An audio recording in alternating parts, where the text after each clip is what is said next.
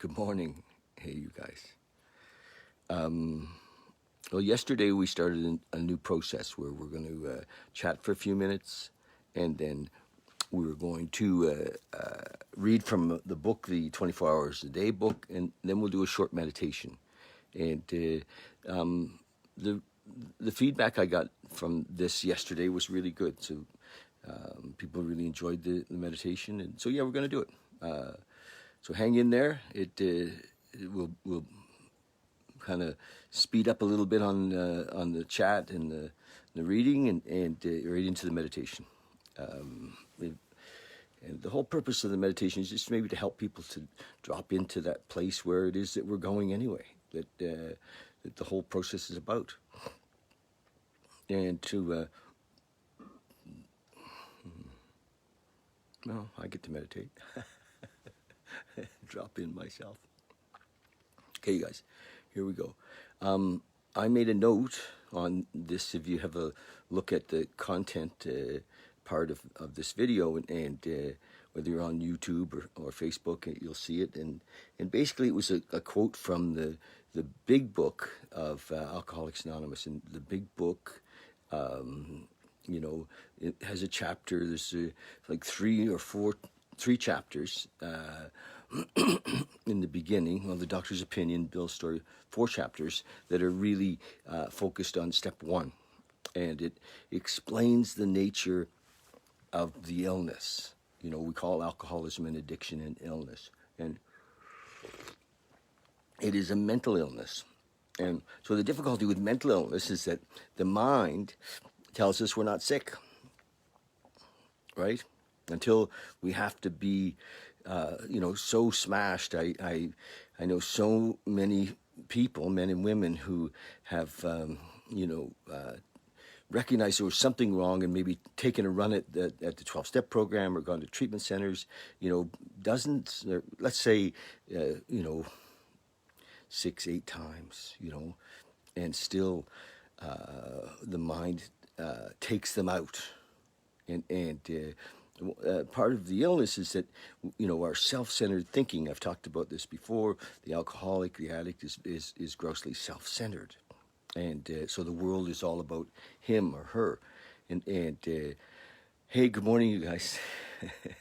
And so the world is all about him or her. And so in that world where the alcoholic has no real relationship with a higher power, in that world, it's a very scary place, and the alcoholic lives in fear, or the addict lives in fear. I have there's many ways that people kind of numb themselves to get through it. They're not all as drastic as the alcoholic who's lost all, and there, we can kind of numb our way through it, smoking a joint every day, and just kind of keeps us from really feeling, or we can numb our way through it by working sometimes, working addictively. So we all of our attention is on something that, that we're maybe really, really good at, and when that falls apart, then we're faced with the reality of ourselves, And so the process of recovery is that belief that we can somehow manage life on our own terms has to be smashed. And that's what, and leveling of pride, has to happen. And hardly any of us like it. It's not easy. And yet, when we do it and we recognize that we are not here alone, we've been cut off on our own, or we felt so alone by our own choice. And so recovery, and it's funny because to be affected by this level of selfishness and self-centeredness doesn't mean that that we have to be deep in the use of drugs and alcohol. It isn't even about the drugs and alcohol. It isn't even about whatever the symptom is of our illness. It's about this, somehow we've got separated from life. We got separated from this higher power. We got, we fear, trauma, something separated us, and we try to run through life on our own, and just going through the motions, and with this idea that something's missing. Most of us have this feeling deep inside that something's missing, or we have a facade and we know it's not true. We have an image that we try to live up to, and so we live in fear that people will discover that we're not living up to our image. So these are the things, that come with the disease, and so how do we manage that? Well, we don't.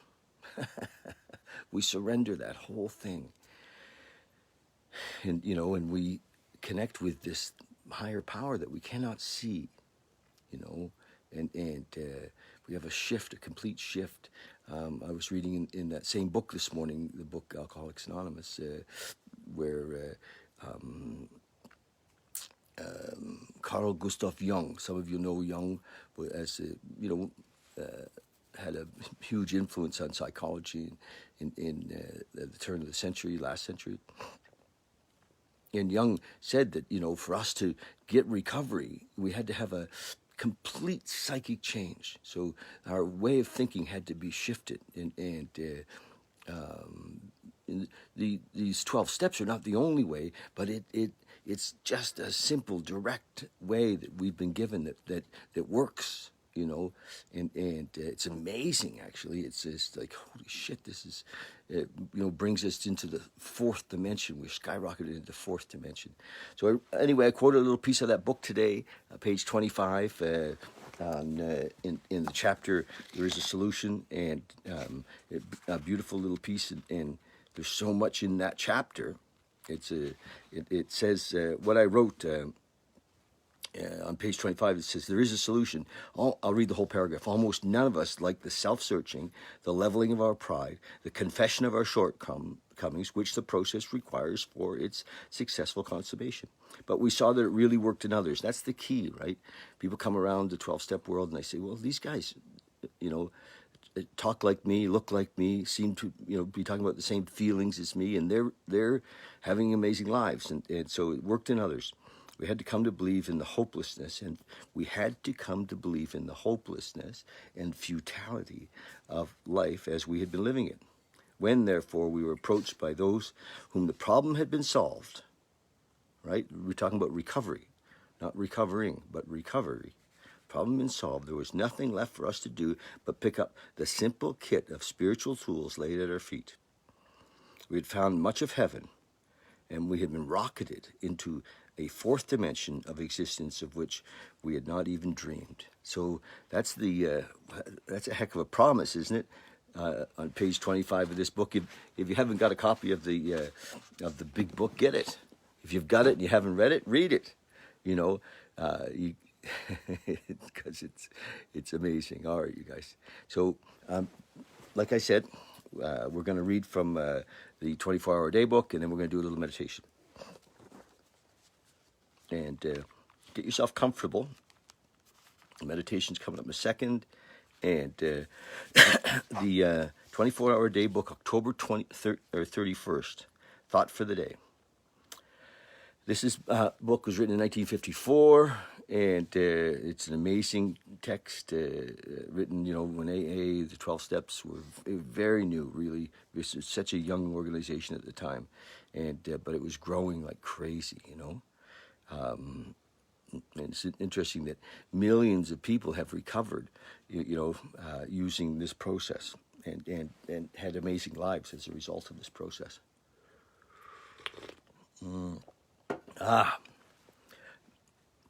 October 31st, thought for the day. I have, it says, more peace and contentment. I have more peace and contentment. Life has fallen into place. The pieces of the jigsaw puzzle have found their correct positions. Life is whole, all of one piece. Life is whole, all of one piece. I am not cast hither and yon on every wind of circumstance or fancy.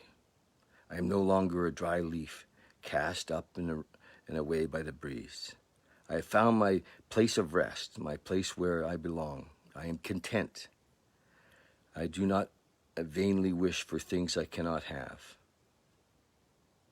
I have the serenity to accept the things I cannot change, and the courage to change the things I can, and the wisdom to know the difference. Have I found contentment in AA? So that's his description of his life. It's beautiful, and what's available for all of us. And we can only be defeated by belligerent denial, right? Pride. Meditation for the day. It says, in all of us there is an inner consciousness that tells of God, an inner voice that speaks to our hearts. It is a voice that speaks to us intimately, personally, in a time of quiet meditation. It's like a lamp onto our feet and a light onto our path. We can reach out in the darkness and figuratively touch the hand of God. As the big book puts it, deep down in every man, woman, and child is the fundamental idea of God. Gosh, we're really quoting the book today. As the big book puts it, deep down in every man, woman, and child is the fundamental idea of God. We can find the great reality deep down within us. When we find it, it changes our whole attitude towards life. You know, that's in the chapter We Agnostics, where he quotes that. It's beautiful. Prayer for the day. I pray that I may follow the leading of the inner voice. I pray that I may follow the leading of the inner voice. I pray that I may not turn a deaf ear to the urging of my conscience. So it's there. All of us, you know, I've talked to many, many, many hundreds and maybe thousands of recovered addicts and alcoholics who, you know, when I talk about that inner voice, they say yes, they had it. You know, they know it was there. They knew there was something, and you know, and fear, pride keeps us from it. You know, so all right, we're going to do a quick meditation. You know, so just get comfortable. Find a spot where you're sitting. Do you want to get comfortable? Just find a spot where you're sitting, and we're going to drop into that space and leave everything behind for just a few minutes, maybe 10.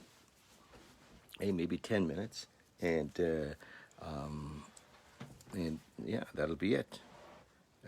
It's pretty easy to do, but this is a practice, you know. Many people say, "Oh, David, I can't meditate. My mind is too busy." Well, we're going to deal with that right now. My mind, whining a little so-and-so. So anyway, ever have problems with mind? Yes. So let's just recognize that that's part of what we're all dealing with, you know. And I remember when I first started, I'm going to give credit to my beautiful mother of my second wife, Sheila. Sheila was taught meditation in her practice. She was a psychologist, and you know, and I'd been sober quite a while, but I wasn't really meditating. I had the same thing. I was like, oh shit, I don't know how to do that. You know, I can't even sit still for 3 minutes and 2 minutes or 1 minute. And so she started me on 3 minutes with a little clock. We're going to go a little longer today, but she started me on 3 minutes, and it was before cell phones, and so I have a little timer beside me, and so I didn't have to think about time. And she was really helped me to get my meditation practice started. And it's interesting how the universe gives us what we need. And I'm forever grateful to her for all the gifts that came from, you know, that relating. Okay, so close your eyes. Just hopefully you're in a comfortable spot.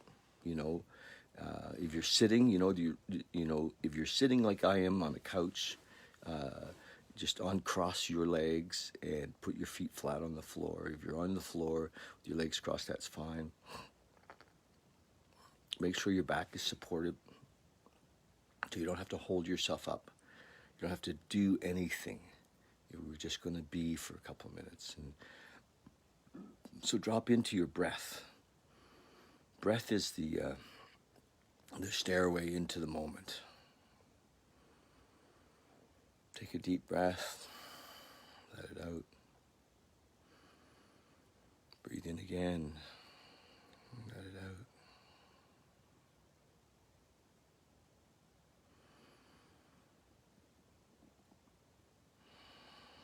When you let your breath out, just leave it out for a second or two before we breathe in again. Just have that little space at the end of the out breath, the beginning of the in breath.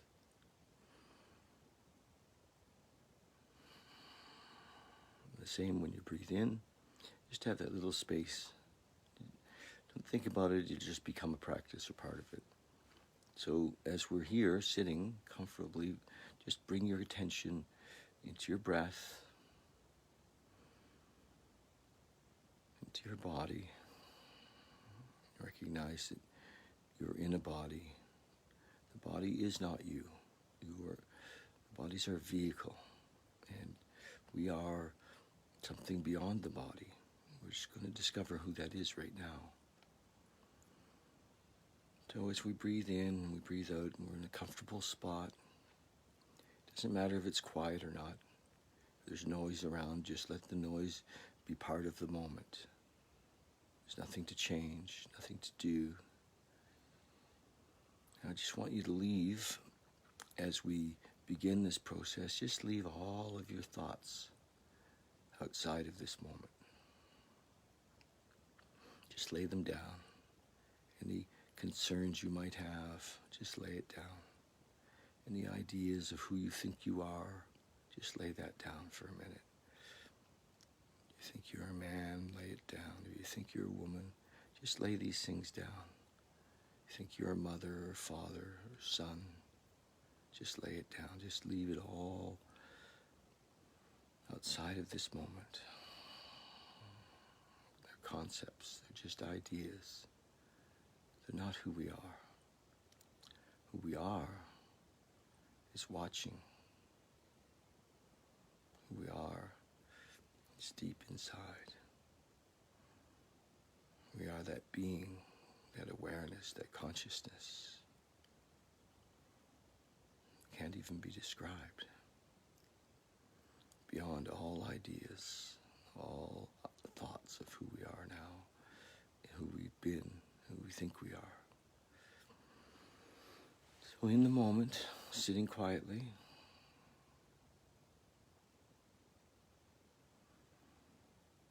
in the breath,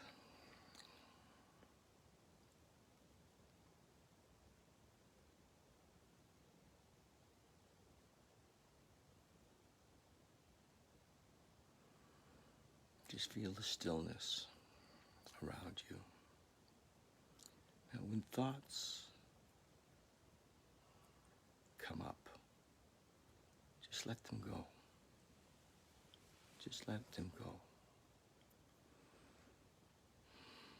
Don't push them, just let them go. If fears come, just let go. Sometimes we jump on a fear or a thought and we ride that train in our mind. It's all imagined. None of it's true. The only thing that's true is this moment, this breath. Be here now. Oh, just feel as the body begins to relax even deeper.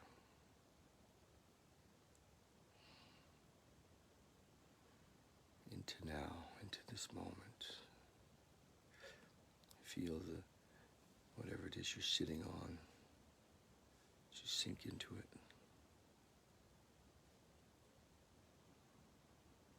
Back to the breath.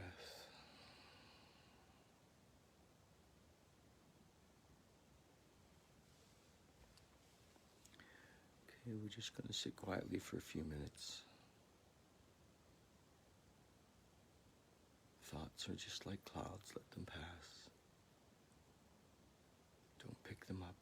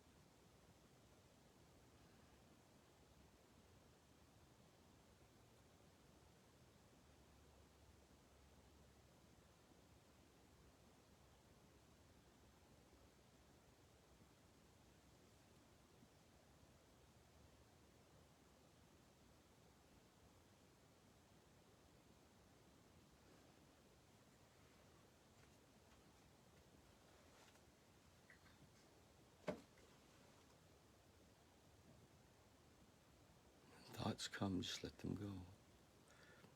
Just let them go. Be here now in the body.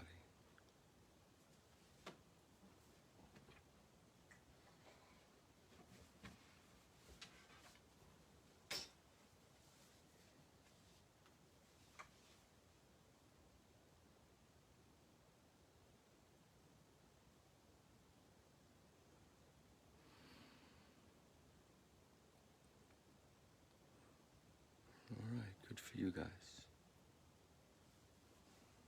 A little practice. You can come back now. Just come back when you're ready. Come back into this space.